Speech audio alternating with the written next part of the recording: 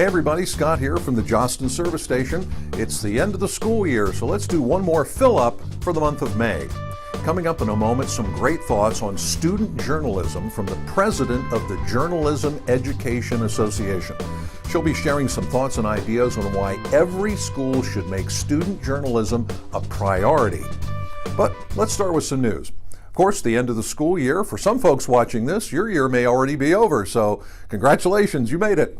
As for everybody else, well, some folks still have a few weeks to go. If you're a spring yearbook, hopefully you're going to be having a terrific upcoming distribution event. If not, and you haven't already, be sure to check out our April Yearbooking Report episode for some great ideas and then do some advanced planning for next year. Speaking of that, I've always said that the two keys to a great yearbook effort are organization and planning. Nail those two and you'll have a great recipe for success next year. Organization, who do we have? What's everybody's responsibility? What's everybody doing?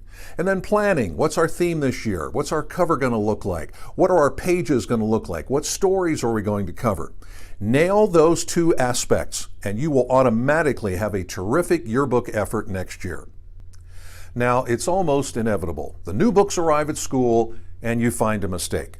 I've had an old saying, the perfect yearbook has not yet been created. We're all human and sometimes we make mistakes. Well, what to do?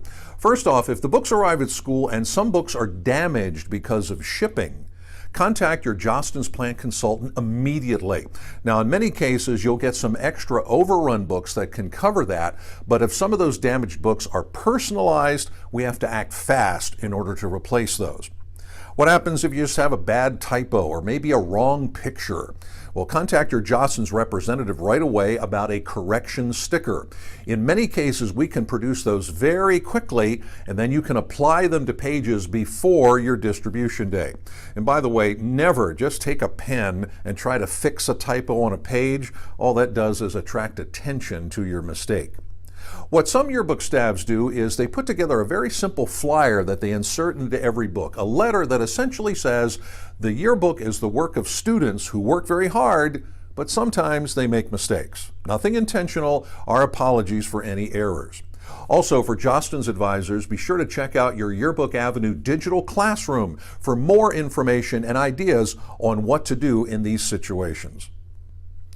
Your yearbook is a work of student journalism, something that will literally last for a lifetime. And student journalism is also a great learning experience, whether it's yearbook or student newspaper, maybe a broadcast team. But at too many schools out there, student journalism is an afterthought. Recently, we talked to someone who really knows about the true value of student journalism. Hi, I'm Sarah Nichols. I advise student media at Whitney High School in Rockland, California, details Yearbook, and I also am the president of the Journalism Education Association.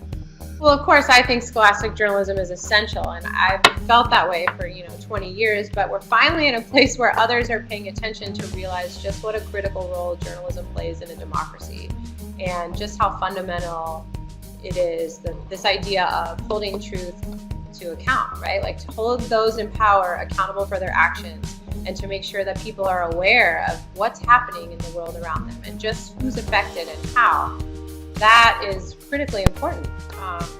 And it's so helpful now for students to have a way to learn that in school and to have a way to practice it themselves because of the way we're just inundated with media, right? So the media literacy skills are really valuable because anyone can be a content creator, right? Anyone with an iPhone can do absolutely everything that a journalist does.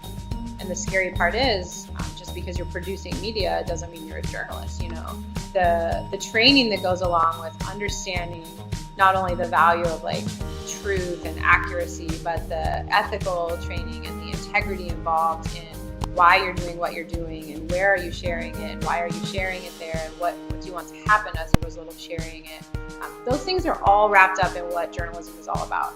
You're not going to become the know-it-all, do-it-all, amazing program in 1 year. It's going to take a couple years, just like with anything. So set some small, attainable goals and knock those out. Hit the home run, and then a couple more goals, and then a couple more goals. Because once you just do a few and you succeed in those, the rest become the students' goals, right? If you get that core group of kids and you see some excellent journalism from other schools, and you together say, next year, let's just try this and this. And then you do that, then the kids are like, okay, now we're going to do this, and then we're going to do this, and then we're going to do this. And they will have goals forever as the program builds. So the next step for the advisor, of course, is getting training. So get some advisor-specific training. JEA has a summer program that's advisor only. It's called JEA Advisors Institute. It's in July. Students don't get to come. It's specifically an advisor conference. So go learn as much as you can, right? Each of the yearbook companies has those. So for example, I love going to JAU, Jostens Advisory University, because it's just the advisors and they're just hungry for getting better. And you'll see someone who's been advising for 10 minutes and someone who's been advising for 10 years sitting side by side, and they're both just as energized by what they're learning because they're focused on their own programs and how to get one step better and then one step better. And so I think that that's a really good strategy. Don't compare yourself to anyone else. Just set some goals, expose yourself with great stuff, get a few kids on board, and then just let it build.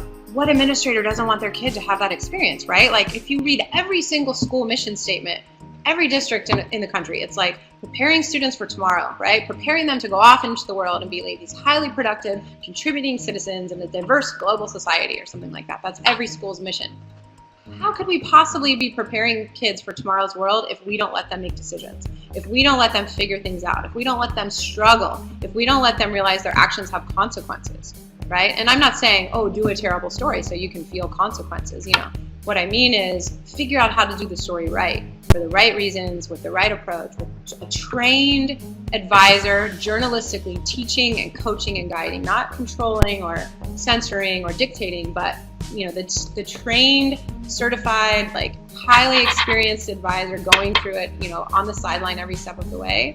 But the student is the one playing the game, right? They're on the field participating while we're on the sideline coaching. What administrator wouldn't want that? How could an administrator argue against that? That's what's best for kids. A yearbook is full of heart, right? And so the more you can make it about the heart and the connections between people, it's full of memories of the year. And it's, of course, other things too, right? It's scores and statistics and facts and figures. It's this history book or time capsule. But at the core, your yearbook has to have a heart. And when you approach it that way from every angle, if it's about the heart of the year, you can't go wrong. A big thank you to Sarah for taking time out of her very busy schedule to talk to us about the importance of student journalism. Great student journalism, no matter where you are, what your school, is priceless to the life of your school. But you just saw a small portion there. To hear the entire half-hour interview with Sarah with more great ideas and insight on student journalism, be sure to check out our podcast at the address shown on the screen. And while you're there, make sure to follow our Yearbooking Report podcast so you never miss an episode. Finally, as summer approaches, here are 2 ways for yearbook advisors to earn valued graduate credit for themselves. First off, there's our annual Jostens Advisor University coming up in mid-July this year in beautiful Orlando. Work with some of the top instructors and advisors in the yearbook business, get some great new experience, and earn some graduate credit for yourself. And yes, this event is for any yearbook advisor, no matter who you work with. It's a great opportunity. For more information, check out our website at jostens.com/JAU. And exclusive for Jostens advisors, a new opportunity to earn some hours, courtesy of our friends at the University of San Diego. And this is probably for doing what you're already doing, hopefully. You sign up, take some online courses this summer. Then, from the information and experience you get there, you apply it to your yearbook effort next year. Hit the marker set for you, and you earn the graduate credit hours. For spring yearbook advisors, you'll get it next summer. For fall book advisors, you'll receive those hours next fall. Again, this is an exclusive opportunity just for Jostens advisors, so take advantage. Contact your Jostens representative for more information.